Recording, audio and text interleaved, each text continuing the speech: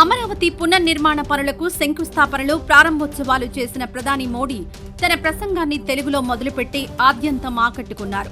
చంద్రబాబు, పవన్ కళ్యాణ్లపై ప్రశంసలు కురిపిస్తూ రాజధాని అమరావతి గురించి ఎంతో గొప్పగా మాట్లాడారు మోడీ. కానీ ఆయన ప్రసంగంలో మాజీ సీఎం జగన్ పేరు ఒక్కసారి కూడా ప్రస్తావించకపోవడం ఇక్కడ గమనార్హం. ఇదే ఇప్పుడు రాజకీయ వర్గాల్లో హాట్ టాపిక్ గా మారింది. తాను సీఎంగా ఉన్నప్పుడు వైఎస్ జగన్ అమరావతిని పూర్తిగా నిర్లక్ష్యం చేశారన్న మాట అందరూ ఒప్పుకోవాల్సిన నిజమే. మళ్లీ కూటమి ప్రభుత్వం అధికారంలోకి వచ్చాక దాదాపు సంవత్సరం తర్వాత రాజధాని పునర్నిర్మాణం జరుపుకుంటోంది. దానికి సంబంధించిన ప్రారంభోత్సవ కార్యక్రమాన్ని వైభవంగా నిర్వహించారు కూటమి నాయకులు. అలాంటి కార్యక్రమంలో అమరావతిని తొక్కేసిన వ్యక్తిగా జగన్ పేరు బయటికి రావడం సహజమే. దానికి తగ్గట్టు అందరూ జగన్ని విమర్శించారు. కానీ మోడీ మాత్రం ఒక్క మాట కూడా జగన్ని కానీ గత వైసీపీ ప్రభుత్వ వైఫల్యం గురించి కానీ పల్లెత్తు మాట అనలేదు. మోడీ ప్రసంగంలో ఖచ్చితంగా జగన్పై విమర్శలుంటాయని భావించిన చంద్రబాబు, ముఖ్యంగా పవన్ కళ్యాణ్ బాగా నిరాశకు గురయ్యారు. టీడీపీ క్యాడర్ కూడా దీనిపై సోషల్ మీడియాలో చర్చలు పెట్టింది. మోడీ, జగన్ ఒకటే అంటూ టీడీపీ హ్యాండిల్స్ పోస్ట్ చేయడం విశేషం. గత ఎన్నికలకు ముందు కూడా కూటమి ఆధ్వర్యంలో జరిగిన సభల్లో జగన్ పై ఏమాత్రం విమర్శలు చేయలేదు మోడీ.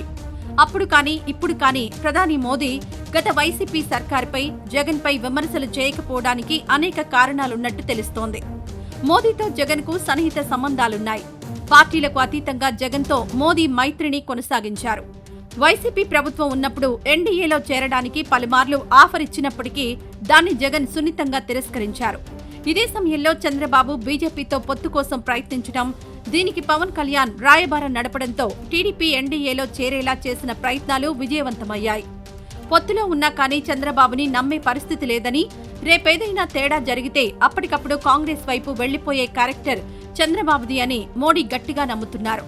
కానీ జగన్ మాత్రం అలా కాదు. చాలా నమ్మదగిన నాయకుడు, విలువలతో రాజకీయం చేస్తాడనే పేరుంది. అదే తమకు ఎప్పటికైనా పనికొస్తుందని మోడీ అభిప్రాయం. అందుకే అనవసరంగా జగన్ ని దూరం చేసుకోవడం ఎందుకనే భావంతో అసలు జగన్ పేరు కూడా ఎత్తలేదనే విశ్లేషణలు రాజకీయ వర్గాల్లో వినిపిస్తున్నాయి. మరోవైపు ఏపీలో కూటమి అరాచక పాలన సాగుతుందని దేశవ్యాప్తంగా మీడియా కోడై కూస్తోంది. అధికారంలోకి వచ్చిన 10 నెలల్లోనే కూటమి ప్రభుత్వం చాలా వ్యతిరేకత మూటగట్టుకుంది. అదే కూటమిలో తాము కూడా భాగస్వామ్యం కాబట్టి ఇప్పటివరకు చంద్రబాబుకి సపోర్ట్ చేస్తున్నట్టు కనబడలేదు బీజేపీ.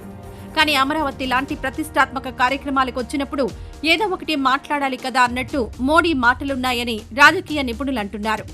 తాజాగా అందుతున్న సమాచారం ప్రకారం కేంద్ర నిఘా సంస్థలిచ్చిన నివేదికలో ఇప్పటికిప్పుడు ఏపీలో ఎన్నికలు జరిగితే కూటమి పరాజయం పాలవుతుందని తేలింది. ఇలాంటి పరిస్థితుల్లో జగన్ మీద మోదీ విమర్శలు చేసే సాహసం చేయలేదని తెలుస్తోంది.